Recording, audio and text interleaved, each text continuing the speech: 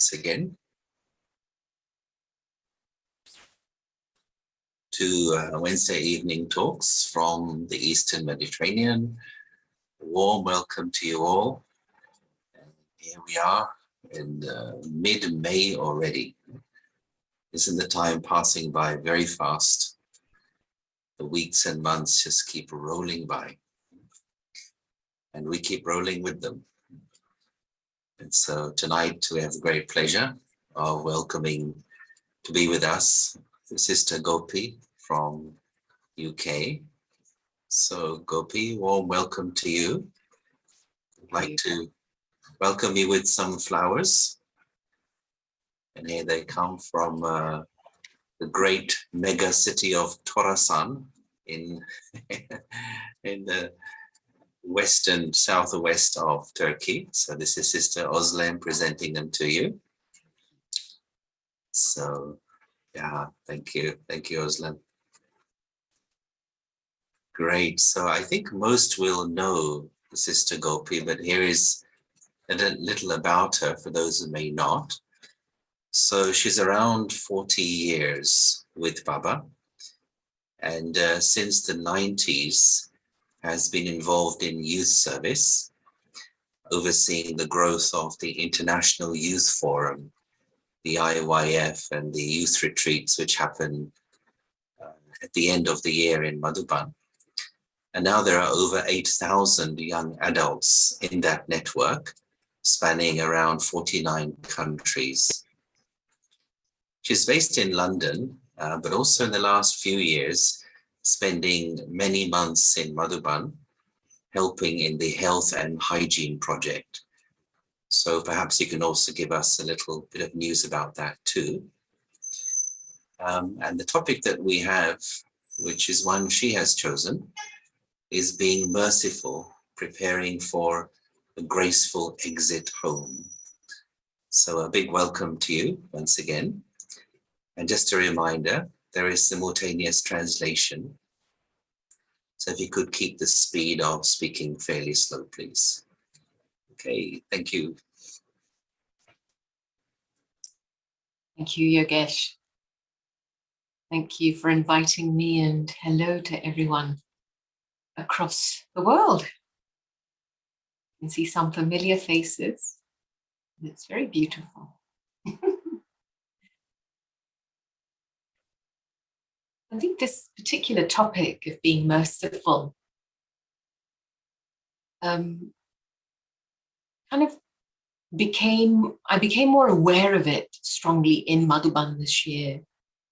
The last 6 months, I've been supporting to oversee a lot of the health and safety and hygiene work in Madhuban, be it related to mainly the kitchen and water. And I myself got sick in January. And it was a very, I think a very moving time, because, you know, when I think about the definition of being merciful,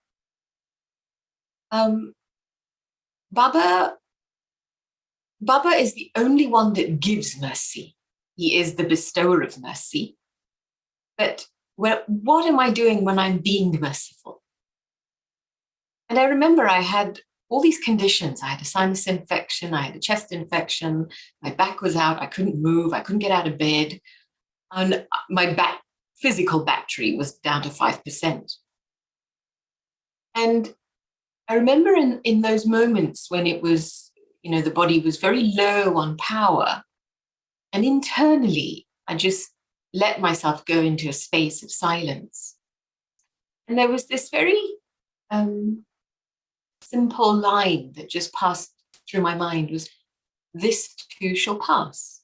Whatever has come has to go. And it was like I was just resting in the truth of and the reality of what was happening in that moment. That something was coming to settle and it was coming to take leave. And for me to remain merciful towards myself in that moment was to accept the truth of that moment. which is this too shall pass. And, in that moment, there was like a little energy of comfort around the soul, despite the discomfort of the body. And I just let myself be liberated from the thoughts of, when is this going to end? Should I call the doctor? Should I analyze what's happening to me? Why is it happening? One thing after the other. I just let all of that go. And I suppose mercy in that context is deeply linked to truth, the application of truth on oneself. And of course, God is the only one that gives mercy because God is truth. And Baba's truth is Baba's knowledge, Baba's directions for us that are for our benefit, to make us elevated, to enable us to rise up again. And as I've been exploring this subject for myself, I kind of have a sense that it felt very, very important at this time, the stoking of mercy, to be able to create an unlimited disinterest. And also, at the same time, to fulfill the needs of the world. And to create a sense of intensity of effort in myself, to be able to let go of my weaknesses. And I really feel that when there's accurate mercy and the energy of mercy is accumulated inside the soul, it gives you the power to be graceful in effort. You can let go. You let go of the small things. You don't allow things to stick. You just allow things to pass by. And I guess, in terms of when I think of the application of knowledge on the self as an act of mercy, it's such a deep acceptance of, I am that soul that is the highest on high, that belongs to God. I am that soul that is becoming Bap Saman.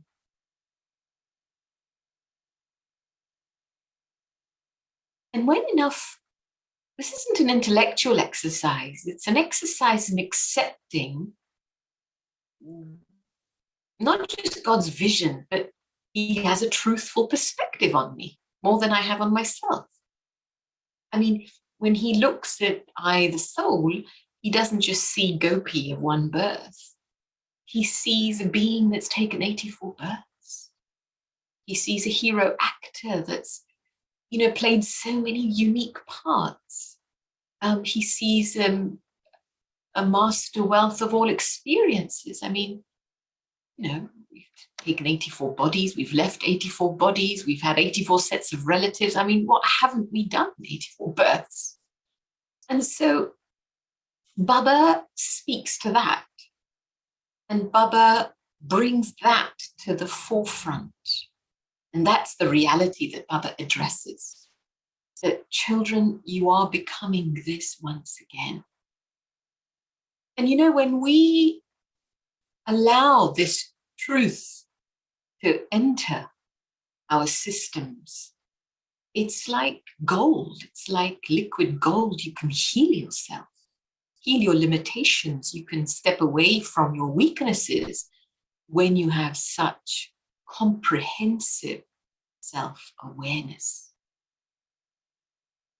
And so I really feel being merciful for the self is being truthful with the self at a very deep level. Being truthful with the self, with God, and with the drama. There are so many amazing truths that Baba has revealed to us about the drama and the benevolence of the drama. And when that is accepted very deeply, it changes the way I perceive things. It changes and transforms my attitude. And most importantly, it changes my drishti towards things. And I think when we think of devotee souls, they ask for mercy from their religious founders, or they're asking for mercy from God. They want drishti. I mean, in Bharat, this is very powerful. Souls are distressed. They just want a moment's drishti. Please give me some drishti. And yet behind spiritual drishti filled with mercy, you can't fake mercy because it comes from a place of deep understanding and trueness. One of the other aspects of truth, and then I was kind of remembering this earlier about, how Daddy's best friend was drama, because she never went against any scene in the drama in the sense that, questioning it, why is it happening? It shouldn't be happening. She really made drama her friend because she could flow with it and understand that there's a benevolence. Yapmıştı ve onunla akıyordu. Hiçbir zaman bu soruları yoktu, neden, niçin diye. Gulsran, you might need to mute your mic. We can hear your translation. We have to change translator, sorry. It's okay. Okay, they'll sort it out. You can carry on. Will I carry on? Okay.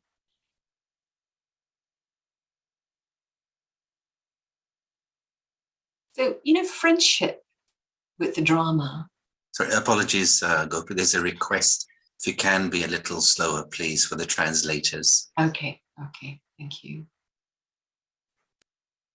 So I kind of feel like, cultivating mercy is developing a very deep and honest friendship with the drama and with Baba. And of course, with your own conscience. These three things. And it kind of honesty, when you're truly being honest inside, you experience, or I've experienced, this sense of a very deep interconnectedness amongst us. Daddy would often say, nothing is mine. Now, it's easy to say those words, but to feel them means that you have to accept a greater reality beyond your limited perception. She went to the very depths of the fact, the reality that nothing is mine. I mean, we've used this word mine in such a limited context because everybody uses it. My desk, my computer. Did you make your computer? No. Did you make your desk? No. Did you make the chair you sit on? No. Did you make the house you live in? So when you fall into the reality that the whole universe is a cooperative,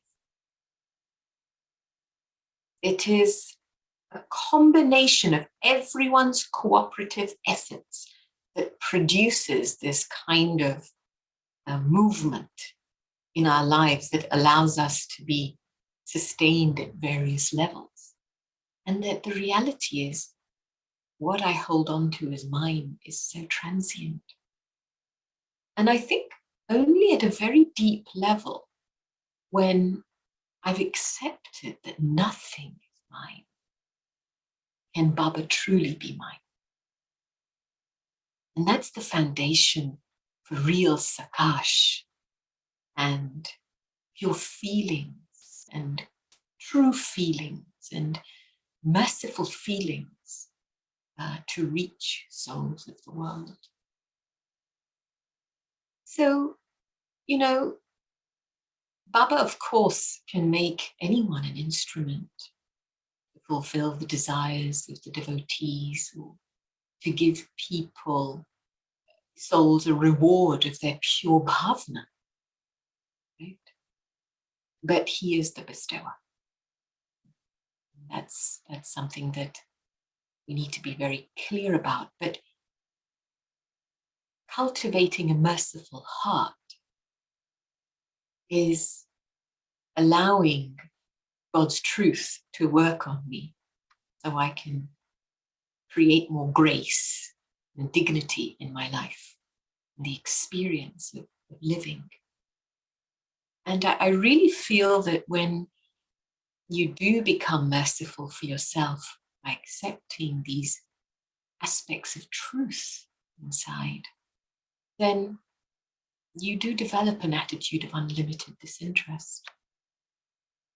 And so even if there's, something old from your past, or something from your old nature that arises, you have the strength to step away from it, which for me is an attitude of unlimited disinterest. The ability to step away from what's not useful, from what is not relevant. And so I feel like accumulating merciful feelings allows us to sustain disinterest of limited things inside. And, of course, we hear this whole topic of, well, apply a full stop to your waste thoughts. It's probably one of the most frequently asked questions. How do I apply a full stop to my waste thoughts? Well, the application of a point isn't the application of a point of knowledge, that you are bringing the fullness of your being, your unlimited being, to stop something limited.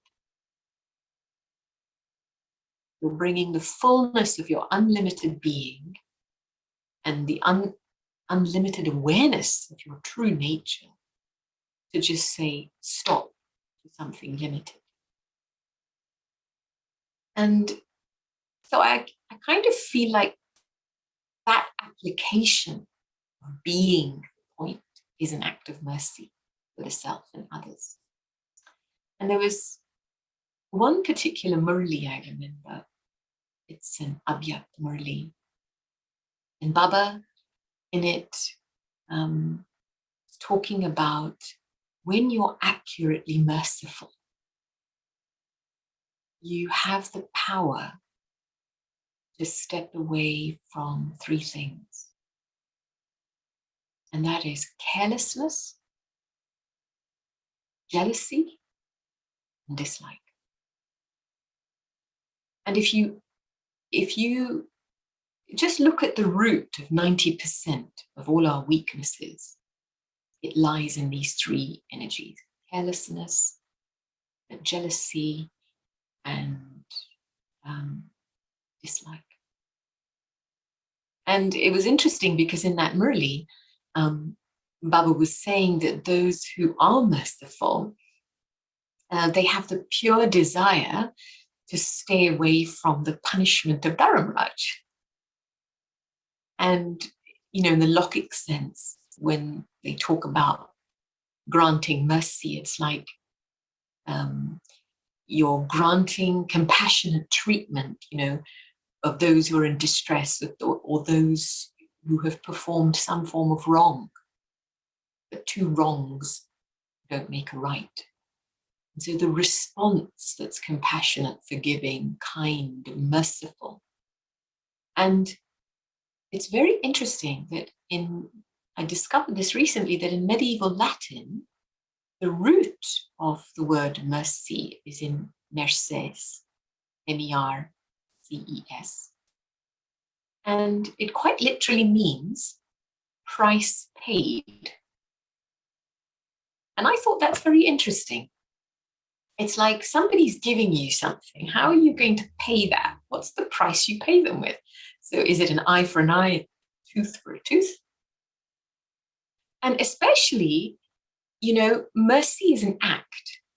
Compassion is a feeling, good wishes. But mercy is a very clear response to something.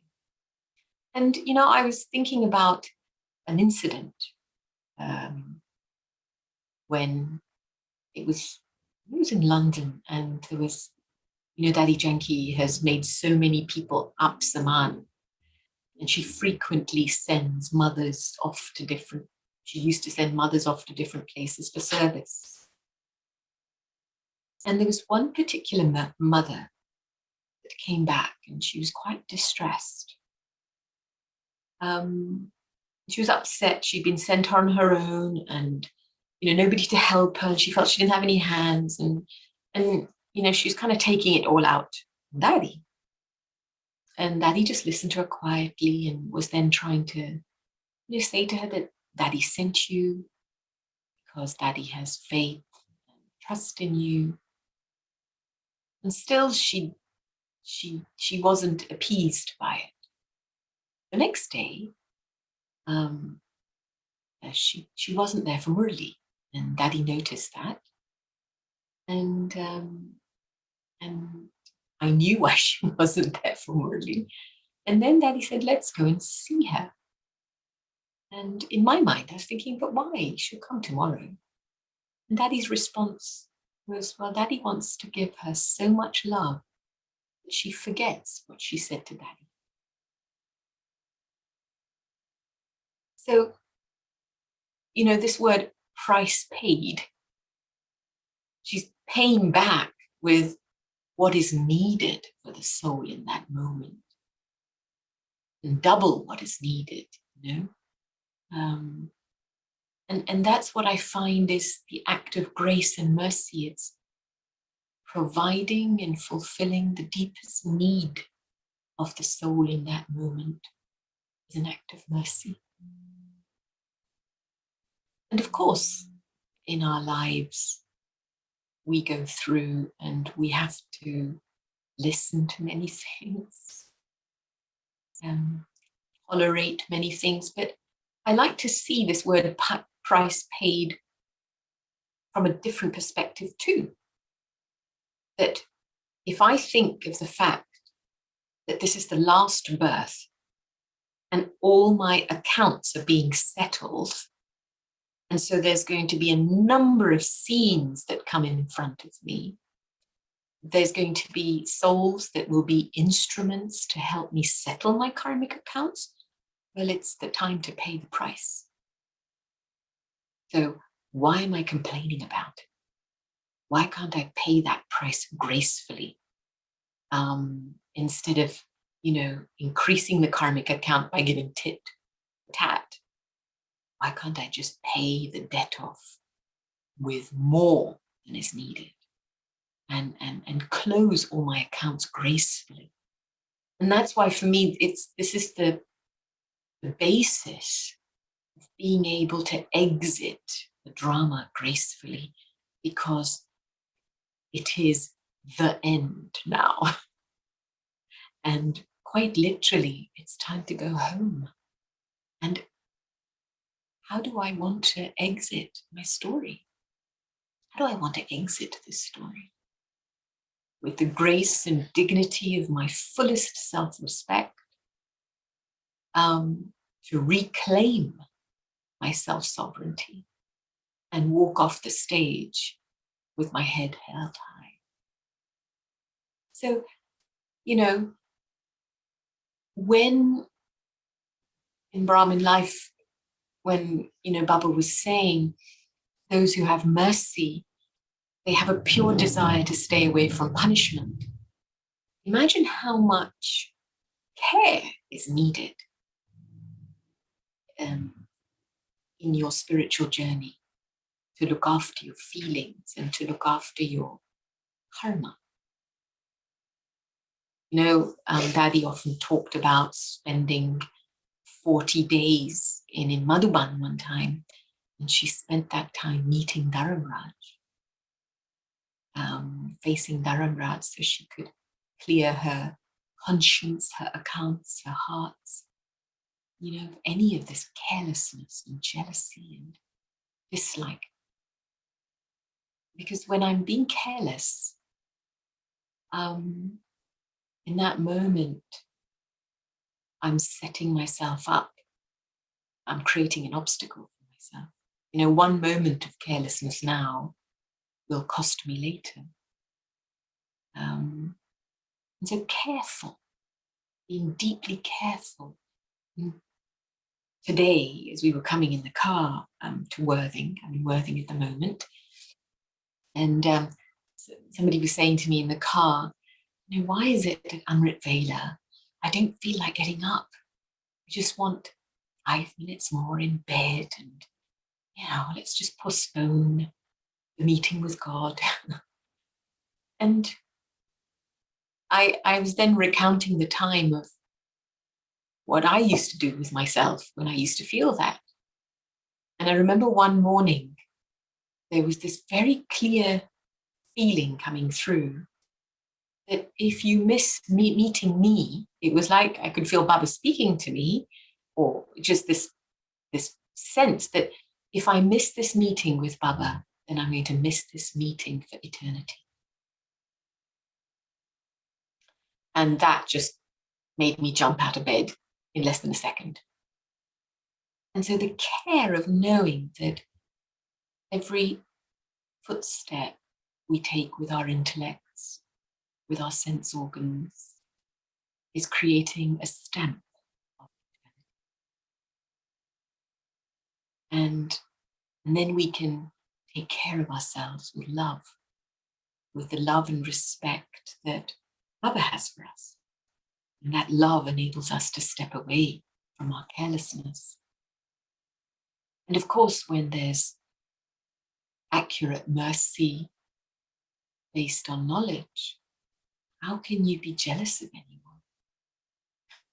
Jealousy just has no basis. If you're jealous, it means you're still ignorant of an aspect of your truth about yourself and the truth about someone else. And it's the same with dislike. When we talk about not liking someone's part, well, so what? I mean, if you look at nature and you look at how you've got such a variety of flora and fauna, and you've got creepers growing on trees, you've got little trees growing next to big trees, you've got plants, different variety of plants, and none of them are competing with each other. There's no dislike for one and goes, hey, out of the way. You're in my way. You're taking my light. They just grow together. And that's natural. And so each one of us has our own part to play, our own capacity. And my capacity may be here, someone else's capacity in a particular thing, maybe it's okay. It's natural. If I'm taking offense or I'm feeling reactive, then there's a sense of ego and attachment there. So, when there's accurate mercy based on knowledge, there is freedom from pettiness, jealousy, and dislike. There is nothing to dislike because you accept the naturalness of everyone's part being weaved together to help us move forward. And it brings with it a deep appreciation. And you can remain in your spiritual intoxication. You don't need to get impressed with anybody, or they're better than me, or without them can't move forward. And the other aspect in Urdu and also Arabic, Rahim, it's rooted in this meaning, is rooted in the word of a mother's womb, i.e. implying a motherly sentiment. And it really made sense for me because when Baba comes and puts the urn of knowledge on the heads of the mothers, knowledge filled with mercy enables souls to be liberated from their distress. You're not just teaching someone truth, but your being truthful gives them the power to find freedom. And I feel that at this time, it's so important to cultivate full mercy for the self. Where is mercy still lacking inside of me? And how do I know mercy is still lacking inside? When I still get upset and sensitive over small things. I mean, those days are long gone now. It's time to stand up and accept the fullness of who I am through God's eyes. And I suppose, somebody had asked me this question about justice, the connection with mercy and, if you're being merciful. And I kind of thought, well, we know the law of karma, and we know that whatever someone does, they're going to receive the return of it. So if they get the return of it naturally, we call that karma. If it's dished out to them through a court of law, we call it justice. And Baba's so clearly told us you can't take the law into your own hands. And, I was thinking, well, how has the yajna worked? What is the law in the yajna? And that is Srimad. And I'm thinking of Dadiji, and I'm thinking of her administration. And for example, when, souls would cross the line of the Maryada and it was affecting their service, it was affecting relationships. How did she respond, especially the Maryada of purity? And of course, I'm talking about the complex of Madhuban. And, she had a formula. And this was because it was being merciful for them so that they don't continue that and harm themselves. And the first time they would get a caution, maybe a week of a different duty or something. The second time,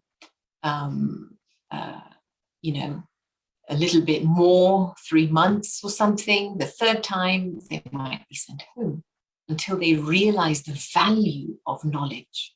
And there were times when they said they wouldn't even receive the murli until they realized the value of student life, of daily student, and the value of God's knowledge as a mirror, truth. And so sometimes, out of being empathetic and maybe sympathetic, we can feed people's weaknesses. And that's not mercy. That's either people pleasing, to kind of feel good about yourself. Accurate mercy based on knowledge is deeply recognizing where a soul is being suppressed by their own sanskars and nature, probably suppressed by their own nature, and not feeding that. Not feeding that. And sometimes being truthful and being merciful might just be to stay quiet. And Baba's given us Srimad for everything. If you see something wrong, tell the seniors and then forget about it. Because the Srimad there is for keeping your mind pure. It's not about following the seniors and asking them if they've done something about it. Because once you've relinquished it, it's not yours anymore. So, it has so many different angles to it, but I really liked this particular definition when Baba said being accurately merciful means to stay away from carelessness, jealousy, and dislike. And, for yourself and for others. And I guess, the deepest level of compassion for yourself is to sustain a compassionate conversation with yourself. This is who I am. I belong to Baba. And that highest on high soul belongs to Baba. So I want to stop there because, the subject is quite vast, and I'm sure you'll have your own thoughts and questions. I do just want to make a point here about empathy. Empathy is a moral position. It's not real mercy. It's having compassion, but you're leaving yourself vulnerable to taking rubbish from people. And you can't serve people whose disease you take on. And so being accurately merciful actually makes you incredibly benevolent. In a very true way, you become an image of blessings very naturally, an image of good wishes. Very naturally, you become a bestower, master bestower. But when you're empathetic, you're like a sponge. You take in the goodness and you take in the rubbish too. And so it is an aspect of body consciousness. And that's why I purposely used the word merciful, because at this time when the sorrow is increasing and the distress is increasing, fear is increasing, an empathetic nature will drag you down. It will corrupt real mercy. And almost like your ego will then use you in the name of service and helping others, but you're being drained in the process. So these are very delicate times. And that's why I feel like being fully merciful towards the self is really embracing every aspect of others' truth, knowledge, direction, Srimat for myself. Do I truly accept myself the way Baba accepts me? And if I can't accept myself the way Baba accepts me, then that's just an aspect of my arrogance. God has accepted me. I don't need acceptance from anything else. So, the humble intellect is the accepting intellect that allows Baba's good wishes, Baba's, they call him in Hindi Kripalu, Dayalu, merciful one, compassionate one. But in the Murlis, Baba doesn't call himself the compassionate one, but he calls himself bestower of mercy. So Baba's mercy is his truth. And, Hazra Hazur, when there is a true relationship, Baba's present. And so many of us have experienced that in our spiritual journey. We remember Baba, and the feeling is Baba's present for us, no matter what.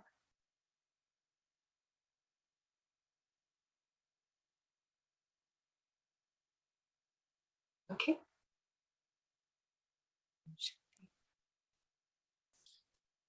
Okay, thank you. We still have some time to go. So if anybody has any questions, please do pop them in the chat box. So here's one to start the ball rolling. You touched on various aspects of mercy. Sometimes some Brahmins say, I want to be merciful on myself, and I don't want to force myself to do anything anymore with regard to timetable or, following the way we live. If I feel like doing it, then I will do it. But I don't want to force myself, because force is violence.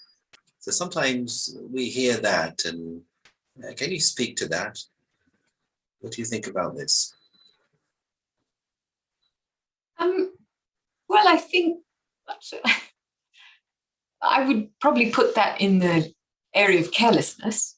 That's a very careless response, because, when there's a real recognition of who is asking me to do this and why he's asking me to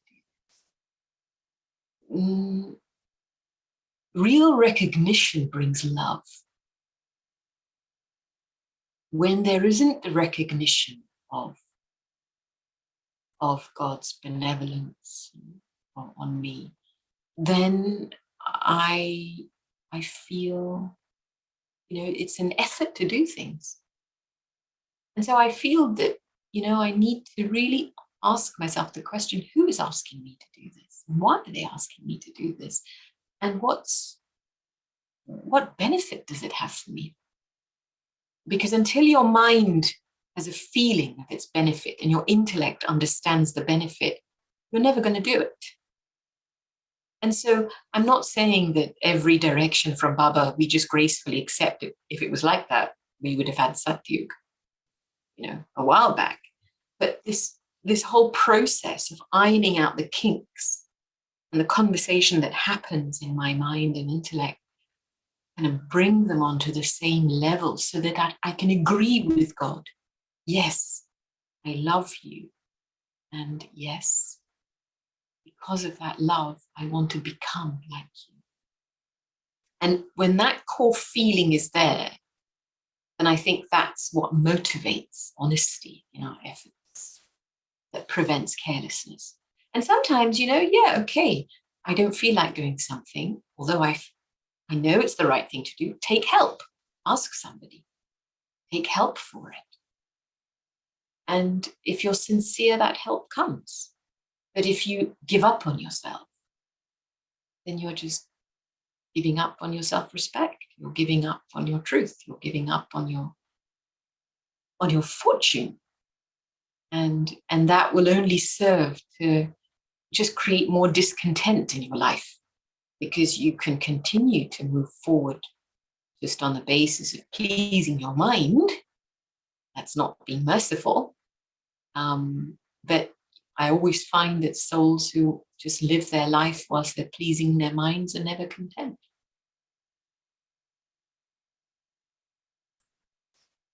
Okay, thank you. Here is a question that has come. Is there any difference between self-compassion and being merciful to myself? Probably not. I think it's one and the same thing. I think compassion is an attitude, mercy is an act. My attitude towards myself, where if something has happened, there isn't this attitude of revenge or punishment or anger. Compassion means I can release myself of the feelings of anger, or the feelings of justice, and then and that comes with the application of knowledge and being merciful. So I think it is one and the same.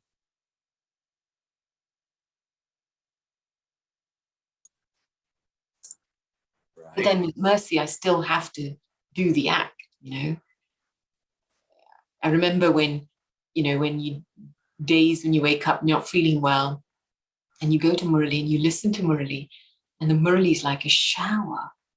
And by the end of Murali, you're feeling fine. So the act of mercy is taking myself to Murali, even though I don't feel well.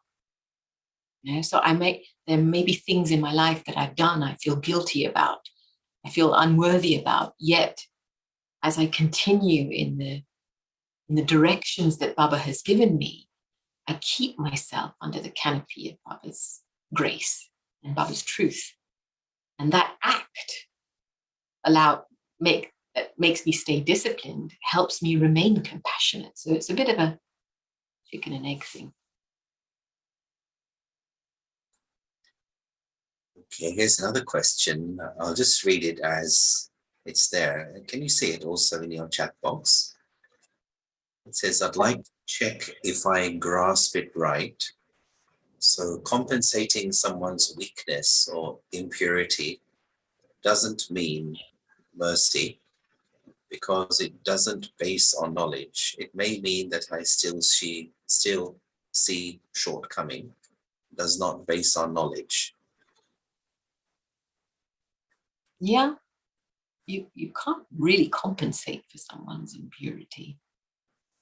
I think one of the greatest aspect of being merciful is to stop the story.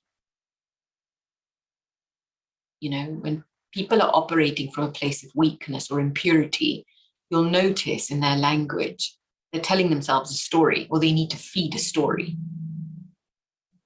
And an act of mercy is to not feed that story. I remember when people would come to me with complaints about so-and-so, and this one did that, and that's how it happened, and that's why it happened, and that's why it happened.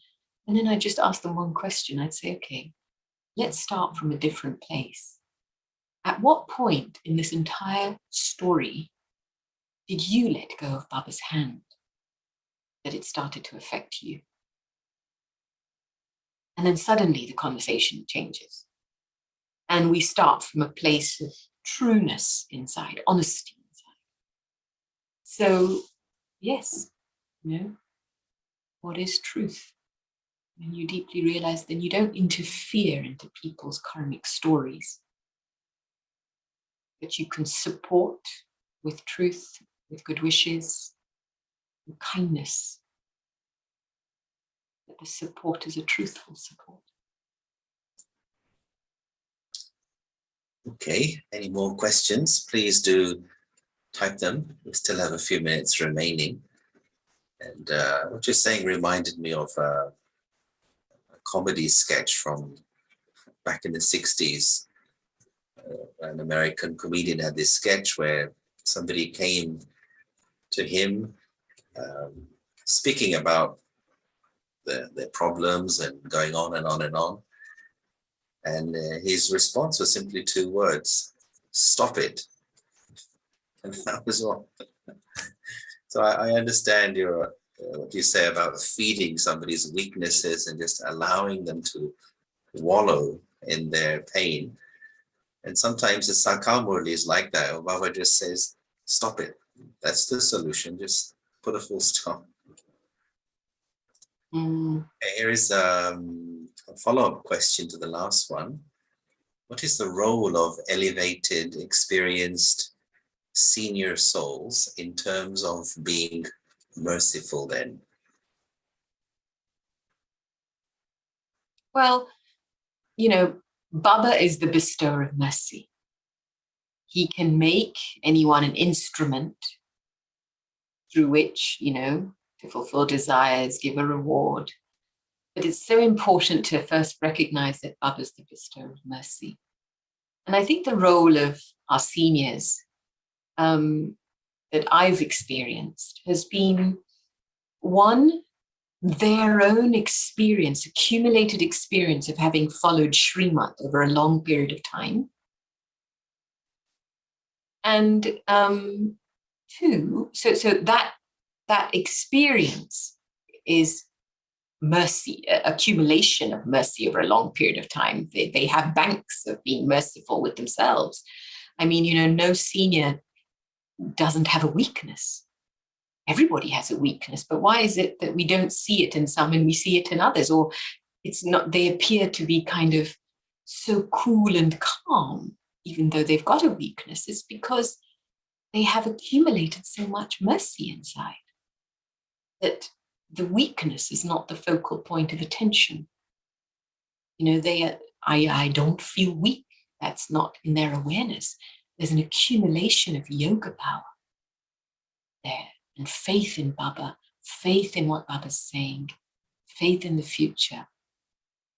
So I feel that that's very important. And of course, then, you know, for certain seniors, Baba has said, take directions, and Baba is responsible. And so I feel like, you know, if I'm being given the opportunity to be free, and it doesn't mean that I relinquish my own conscience and my own sense of knowledge. No, but I can be honest about where I'm at, what I understand, what I can do, what I can't do, and then take advice from those further ahead on the path.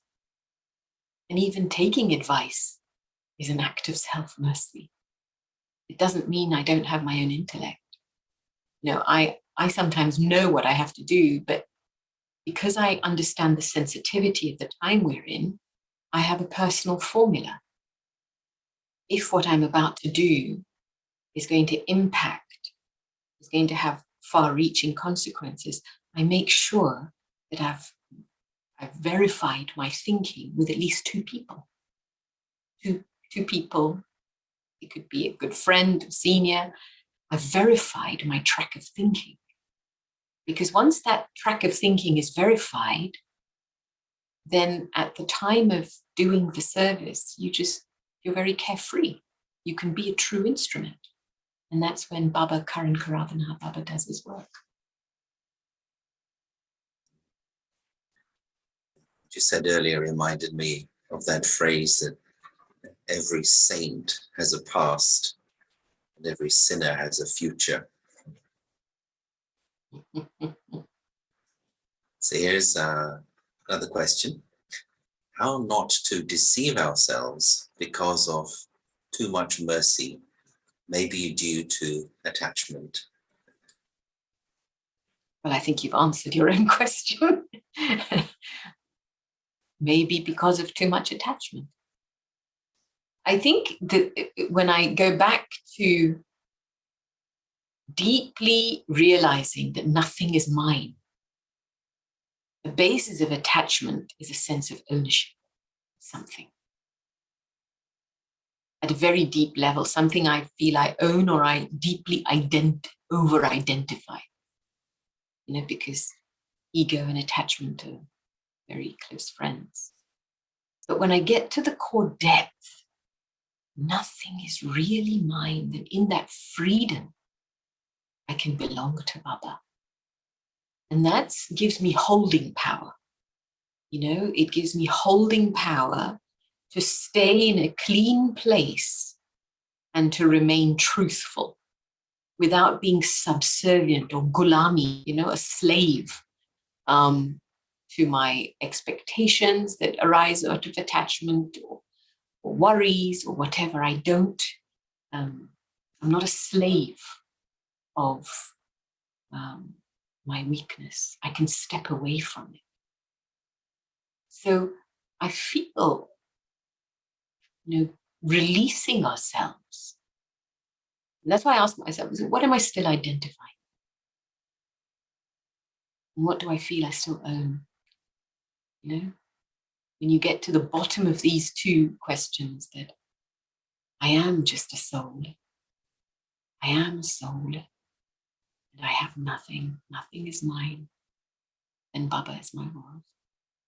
And that world can hold you in a place of truth and power and purity.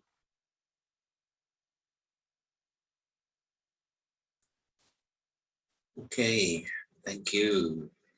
Thank you, Sister Gopi. Touched on a wide range of subjects and some very appreciative comments for what you've shared with us tonight. So would you like to see everyone's faces? I have three very wonderful souls in this room with me as well. And let's also go to gallery view so we can see Sister Duchess, Sister Natasha, and Sister Anita from London. Can you see her? we can see, yes. Yeah. Yes. So they've joined me in the Zoom room.